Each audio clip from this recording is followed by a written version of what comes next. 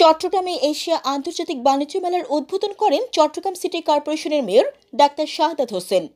মেলা উদ্বোধনে এসে তিনি বলেন, বড় ব্যবসায়ীরা নিজেদের ফায়দা নিতে গিয়ে অন্য ব্যবসায়ীদের ধ্বংস করেছে। বিভিন্ন কারণে ছোট ও মাঝারি ব্যবসায়ীরা সমস্যা পড়েছে। বড় বড় ব্যবসায়ীরা তাদের ফায়দা নেওয়ার জন্য রাজনীতিকে ঢাল হিসেবে ব্যবহার করে ট্যাক্স মওকুফ করিয়েছে। তারা কম্প্রোমাইজ করেছে তাদের নিজেদের স্বার্থের জন্য, কিন্তু ছোট ও মাঝারি ব্যবসায়ীরা তারা ধ্বংস করে দিয়েছে গত 16 বছরে।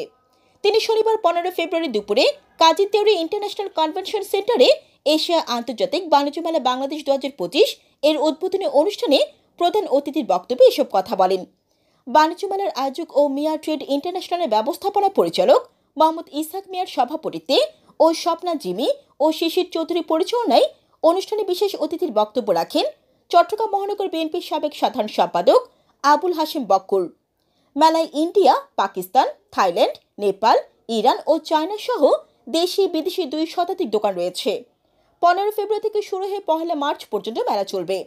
মেলার প্রবেশ টিকিট 20 টাকা। সকাল 10টা থেকে রাত 10টা পর্যন্ত মেলা খোলা থাকবে। চরশিক মেয়র বলেন, চট্টগ্রাম অনেক পুরনো নগরী, এটি বাণিজ্যের জন্য প্রসিদ্ধ ছিল।